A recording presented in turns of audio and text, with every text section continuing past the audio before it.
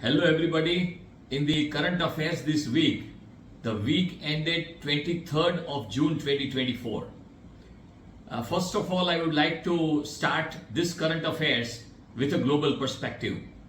This week we were in London and we had an opportunity to meet quite a few investors who were large investors and who would be investing their funds globally. What we could understand is that their India exposure as of now is quite limited. They are in a wait, watch and then act mode. And unfortunately, what we could even understand is that their portfolios are performing in the manner which we in India would feel that these are very suboptimal returns. But the fact remains that they are in no situation to ignore India. They have been hearing India, understanding India, and they would like to know more and more about India because they know that if they don't take a meaningful exposure in India, then their portfolios in coming at least 5-10 years would be quite underperforming. So they are definitely looking at opportunities where and how they can act in India. This wait and watch mode was something which was also the reflection of whatever is happening in India. As far as the stock markets and the way the actions were this week, there are several companies, sectors wherein there is a opinion or there are two opinions that whether this sector or these stocks are richly valued, overvalued or rightly valued. There are at least in this week there were three MNCs. One was ZF Commercial Ventures, Glen Pharma and Indus Towers, whose parents divested their stake in the Indian arm. The reason for it could be, first, the Indian arm was appropriately valued, so it was a time to maybe encash whatever was the gains in the valuation of the Indian arm. And the other thing was there was a certain level of compulsions at the global end which led them to divest. But the fact remains that the valuations are at a certain level where people have started talking, debating. Now the next moves are being waited as to how the government would act, and especially in the union budget which is in the offing in little time to come, which will be the thrust areas for the government.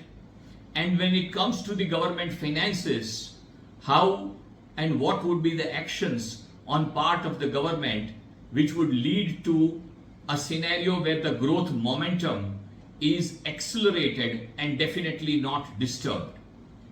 Inflation in the country is at a capped state, but how this inflation can be brought down and the real inflation at the ground level, how the masses in India could not get impacted by whatever is the kind of inflation which is prevalent in the economy.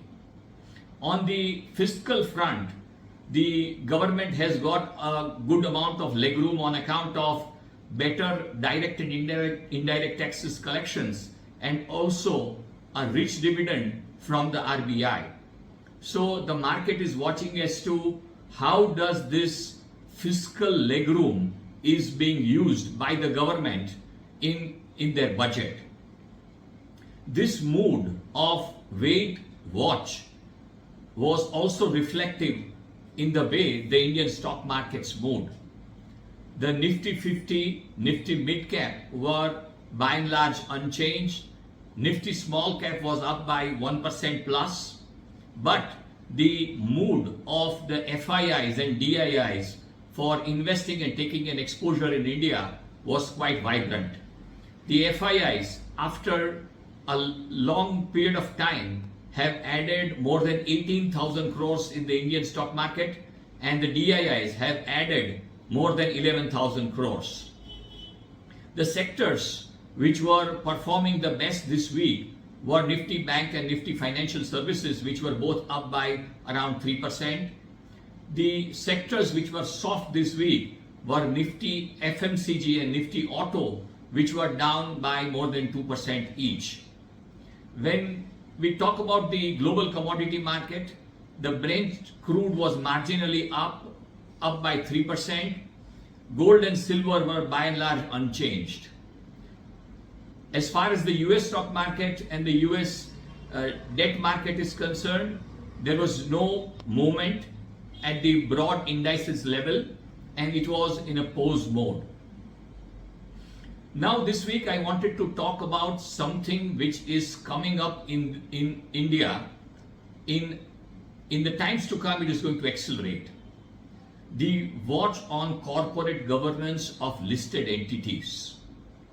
This week I came across through a news that proxy advisory firms have advised their institutional clients who have got exposures in a company, this is just an example, which is Raymond's Limited, that they vote against the appointment of the present CMD, Mr. Gautam Singhania, and on account of the fact that he is right now in a scenario where there are allegations and there are issues which are going on intra-promoter. So till the time all these things are laid to rest, he should not be voted back as the CMD of the company. Whether he gets voted back as the CMD of the company or not, but the fact remains that now in India, the moment there is monies of institutions within India and outside of India getting involved or invested in India, then the issues of corporate governance and the case where the promoter has to be fit and proper are something which will be debated and discussed. These are positive things for the Indian stock markets and in the times to come. Thank you. This is all for this week.